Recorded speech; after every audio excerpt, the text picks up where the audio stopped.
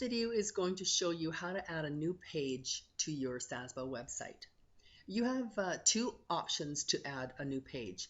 You can add the new page through New and by scrolling down and adding a page here. This is very simple. But I want to show you a little bit of the dashboard.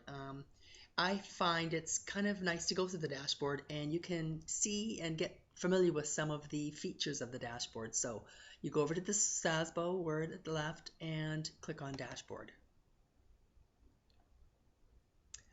Now I'm going to scroll down the page menu until I see the word Pages, and then I'm going to scroll across and I'm going to select Add New. So here we are, we've got a new page. What we need to do is start filling it in and showing you a few of the features of the page menu. The first thing I'm going to do is I'm going to type in a title, and it's going to be Admin Web Guide.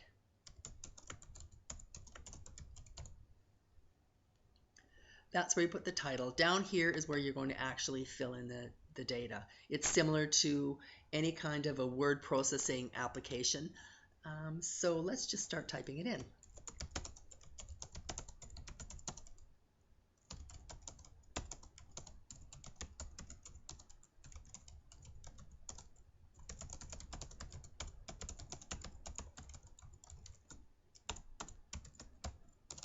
I'll just paste some of the information I have because it's going to be a lot faster. And so here we have this piece, and now let's look at doing a little bit of and showing you how some of the formatting tools work. What I'll do is I will position my cursor here, and I'm going to delete because I didn't really want that to be a space. So as you can see, this is the formatting toolbar. Let's just use a few of the features. Let's just block this because I want these to be bullets, and as you can see, these are, as you scroll over them, it'll tell you what they do. Here's our bulleted list. I want to remove a space here, and let's just maybe highlight sasbo.com. That's our bold. It's pretty straightforward and very similar to other word processing application toolbars. One of the things I did want to show you though is how to get a link to another page, or even to another internal SASBO page. In this case, I'm going to use an external link, but I have highlighted sasbo.com here, so what I'm going to do is I'm just going to block it.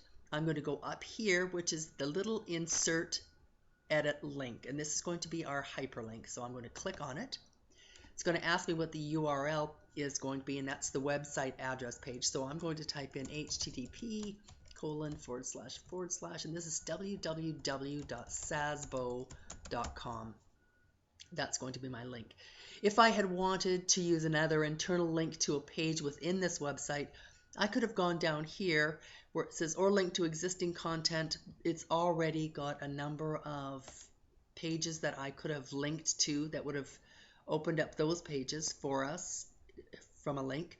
But that's not really what I wanted to do, and I also wanted you to know that if this little arrow key is clicked, you lose that. So if you ever come in and you can't see where the existing content is, you simply go down and you click on it and it'll open it up for you again. So now this is my URL. I want to add this link, and so I have to click on this button and it will add the link for me.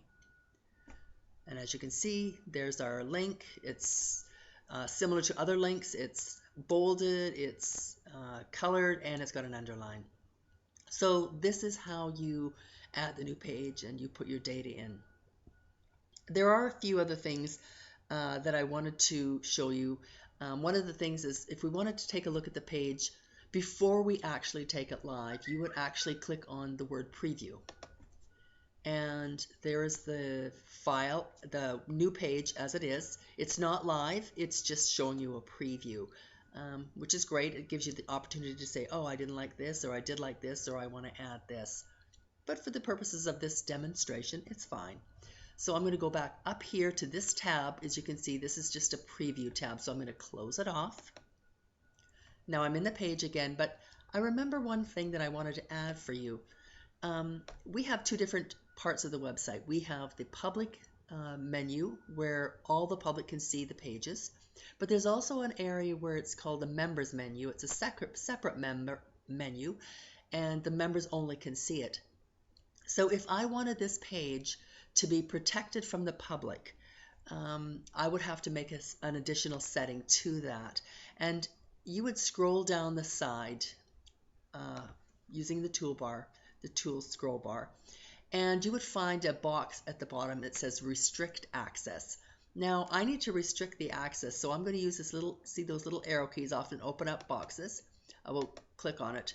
Actually, I'll click on the word you need to publish. Oh, it says you need to publish before you can update the security settings. So we were good with the page, so we are going to publish the page. That means it's gone live. It's not on a menu system, and no one can see it until we add it either through a link or through the menu system, but that's in another chapter. So I'm just going to click on publish. Now you can see the page is slightly changed. Now it says update. So it's no longer publish, it's update. That means it's a live page, and anything we do in the future will be updates to it and not publishing. So there's our page. So now this is where I'm going to have you scroll down the page, and this is where we can see the restrict access. Now, if this was for a public page, we wouldn't do anything with it. We would just leave it as it is. But because this is for a members only page, we need to make some settings here. And first thing we need to do is we need to check this, protect this page and its descendants. So I'm going to click on that box. Now it's got a click, but it brings me down a drop-down box. And so now I need to say, well, who gets to see this page? And this is where we would available groups, and we would select our groups. And basically I want all registered users, anybody who has a login ID and a password, to be able to see this page. So for my purposes, I would select registered users. If this was a page that perhaps say only communications staff should be able to see, then you would click on communications, or maybe it's just something that the table officers can see, then you would click on table officers. But if you want all registered SASBO members to be able to see this page, you would click on registered users. And I would add that because I want that to be saved. So now what it's done here, it says, if you look below, it says groups with access are registered users. So those are the only people who can see this page if you have a login and a password. So that's done. It's been saved. But if I was to just leave this page, that wouldn't be saved. So now what I have to do is I have to update it because I have made a change. So I've updated it. There we go. It's updating now. It's been updated. That's just one last preview changes. You won't see any changes when it comes up. But in behind the scenes, we have done that. And as you can see, we now have a live link to the sasbo.com. But we're not going to click on it because we don't need to. Now you've got a new page. I think it's perfectly good. So I'm going to close off this preview, and that's basically it. That's it for this lesson.